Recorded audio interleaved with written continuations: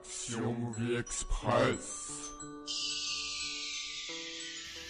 Bonjour, bienvenue dans 200% Action. Aujourd'hui, le thème de l'émission, c'est The Punisher avec Dolph Lundgren, un film de Mark Goldblatt. Donc, pourquoi parlons-nous de ce film aujourd'hui?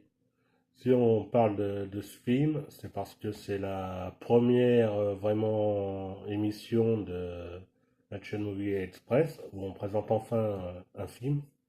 Bon, certes, c'est un vieux film, hein, le film date de 1989. C'est un film que j'aime beaucoup.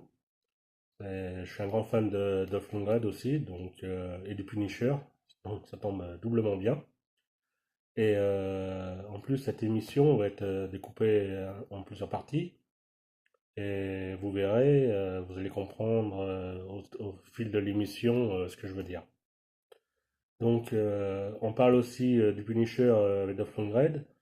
Parce que c'est un film qui est sorti il n'y a pas très longtemps, enfin, ça doit faire peut-être un an maintenant, chez l'éditeur de Ecstasy of the Film, pardon.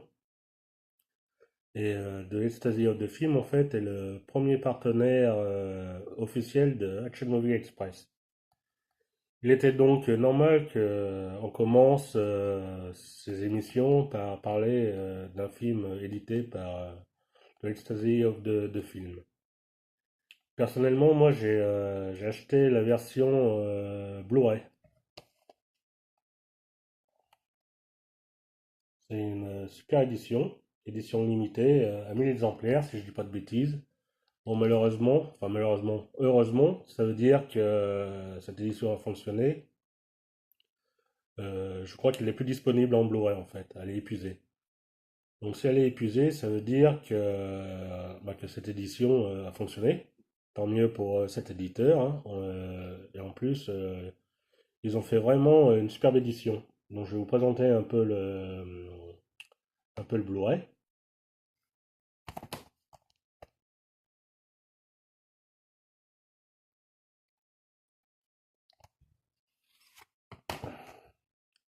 Avec de superbes illustrations, je trouve.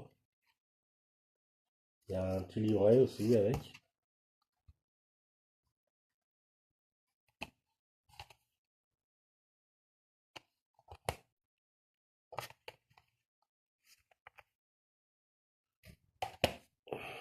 Le livret.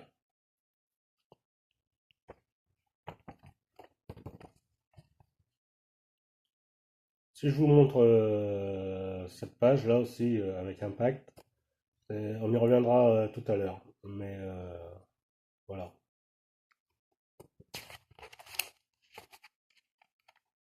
Je vais pas tout vous montrer le livret. Mais ce que je voulais dire dans ce Blu-ray, en fait, le film est proposé en trois versions. Donc la version uncut, la version normale et la version workprint. Alors la version workprint, en fait, elle est uniquement en VO sous-titré français. Mais ce qu'il y a de bien dans cette version workprint, qu'on voulait voir, enfin qu'on voulait, que moi personnellement je voulais voir depuis des années, parce que en fait, on voit Dolph Lundgren en tant que Frank Castle, avant en fait qu'il devienne le Punisher. Donc, au début du film, en fait, c'est Dolph Lundgren en Frank Castle.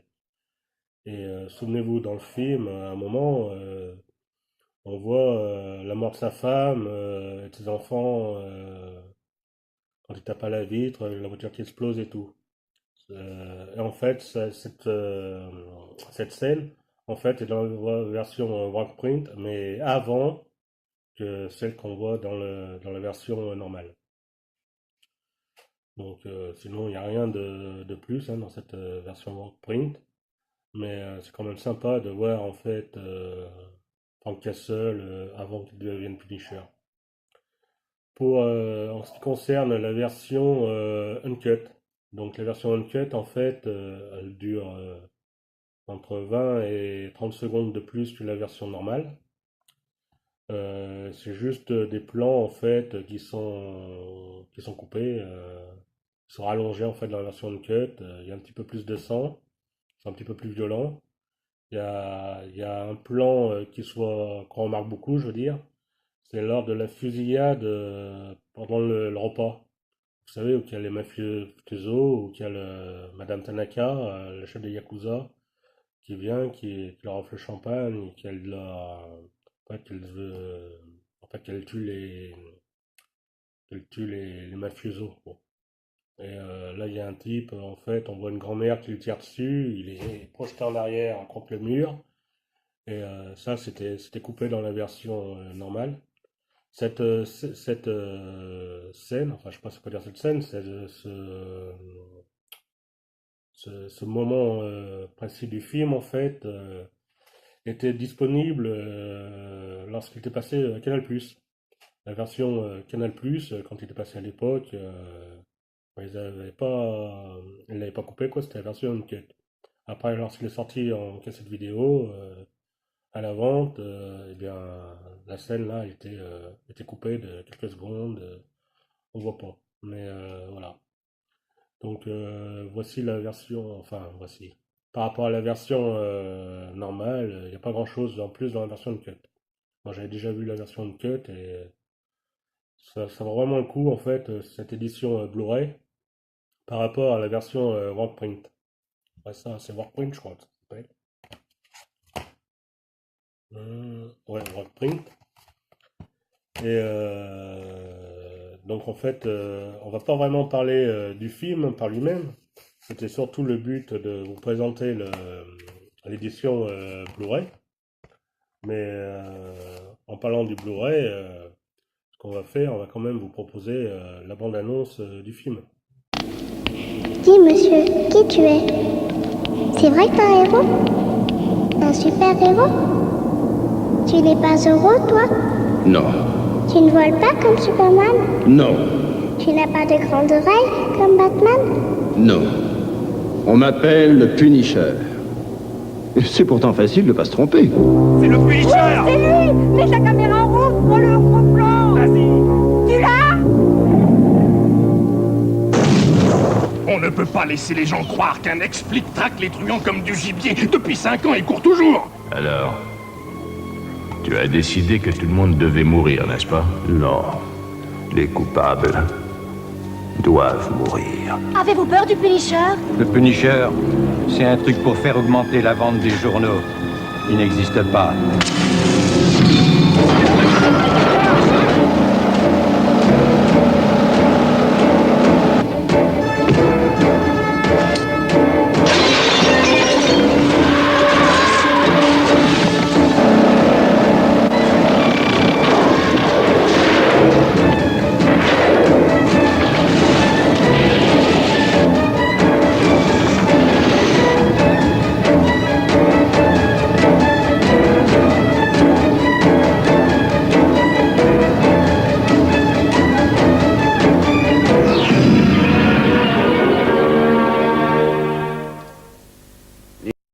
Bien, nous sommes dans la partie entracte. Et dans l'entracte, en fait, ce que je voulais faire, c'est pour ça que je vous ai montré ça tout à l'heure. Je voulais vous parler de magazine cinéma. Et donc, je vais déjà commencer par vous parler de ce magazine-là, Impact. C'était un très bon magazine. Moi, c'était mon magazine favori sur le cinéma. J'achetais tous les numéros. Malheureusement, il n'existe plus. Ils avaient essayé de le relancer il y a quelques temps, mais bon, pareil, c'est arrêté brusquement et ça n'a pas fonctionné. Tant pis, malheureusement. Il y a un autre magazine que j'aimais beaucoup. Bon, j'en ai plus, donc je peux pas vous le montrer à l'écran. C'était Ciné News. Alors Ciné News, c'était pour moi, avec Impact, c'était les deux meilleurs magazines sur le cinéma qu'il y avait à l'époque. Bon, il y avait Starflix aussi, mais Starflix, je le mets un peu à part parce que c'était plus, enfin de mémoire, c'était surtout la science-fiction. Mais bon, c'est Christophe Gans hein, qui était le rédacteur en chef de Starflix. Il faisait du super boulot et Christophe Gans, hein, rien que pour ça, ça sollicitait le fait de parler de Starflix. Mais bon, comme je l'ai dit, hein, moi je préférais Ciné News et Impact. Pareil, Mad Movies, j'ai jamais été un grand fan de Mad Movies, parce que bon, Mad Movies est un bon magazine, hein, c'est pas ça. Mais bon, ça traite surtout du fantastique. Bon, j'aime le cinéma fantastique aussi, mais l'impact est vraiment basé sur le cinéma d'action, quoi. Donc, c'est pour ça que j'aimais beaucoup cinéma Impact. Beaucoup la revue Impact. Je dis n'importe quoi, hein, comme d'habitude. Donc voilà, je voulais rendre hommage à Impact. Bon, j'aurais pu en sortir un là, j'en ai quelques-uns. J'aurais pu vous en montrer un une prochaine fois sûrement. Et d'ailleurs, ce numéro là, ici là, je dois toujours l'avoir, de mémoire. Mais en fait, vraiment, le magazine dont je devais parler aujourd'hui, dans cette partie Entracte, c'était ça, Film. Alors, Film, comme vous voyez, il est vendu avec 8 affiches.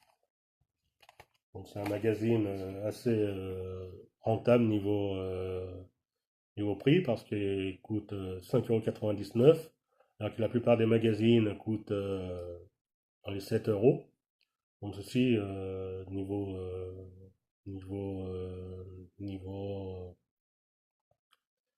donc ceci niveau, comment on dit? Enfin pour le prix, celui-ci est rentable. Par contre, ce que je reproche à ce magazine, bon je l'aime beaucoup, hein, j'achète tout le temps, mais ce que je reproche à ce magazine, c'est qu'il est un peu trop basé sur les films de super-héros.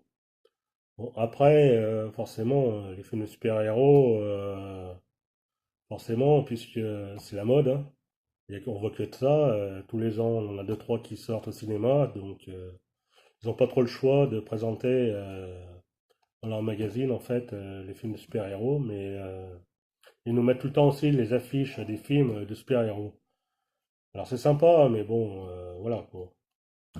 C'est un petit reproche que je fais à ce magazine. Mais bon. Après, hein, ils suivent comment dire, l'actualité, hein, et puis on sait tous que les super-héros, en fait, c'est rentable. Donc voilà. C'était la petite parenthèse sur les magazines cinéma et donc sur notre partie en tract. Si je vous parle de films aussi, c'est parce que, comme je l'ai dit, hein, on parle beaucoup de super-héros, et ça tombe bien puisque bon, c'est le numéro 35, celui-ci. Il est paru il y a deux-trois jours.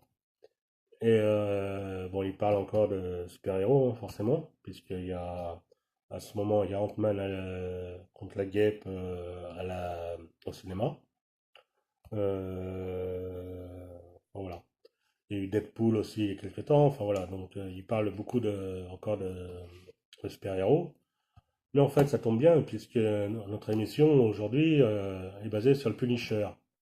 Et le Punisher est pas un super-héros, lui, c'est un anti-héros, mais il fait partie du label Marvel.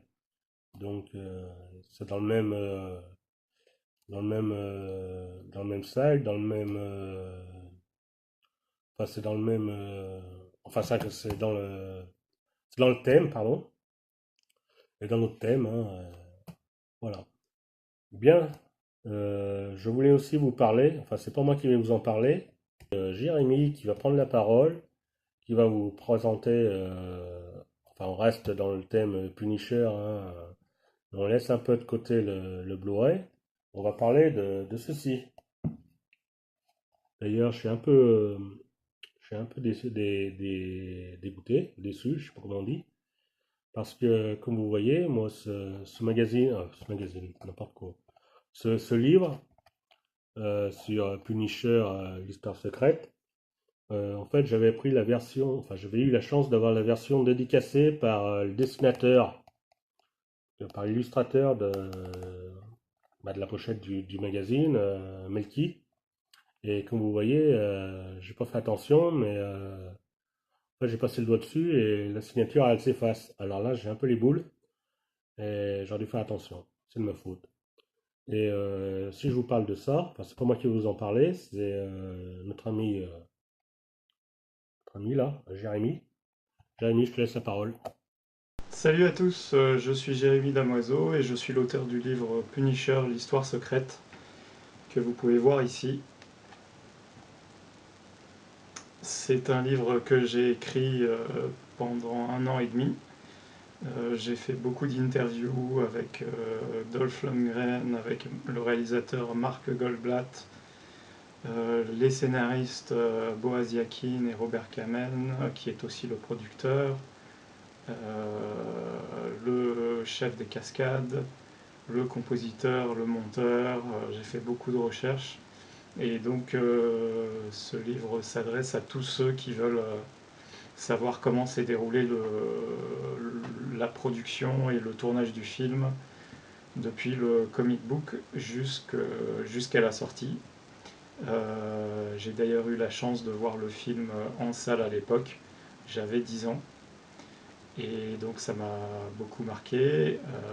Ce n'est pas un livre que j'avais prévu de faire au départ, mais ça fait des années que je fais des recherches sur tous les films de Dolph Lundgren dont je suis spécialiste. Je prépare un gros bouquin sur sa carrière, et ce livre sur Punisher, ça a été une opportunité que je n'avais pas prévue.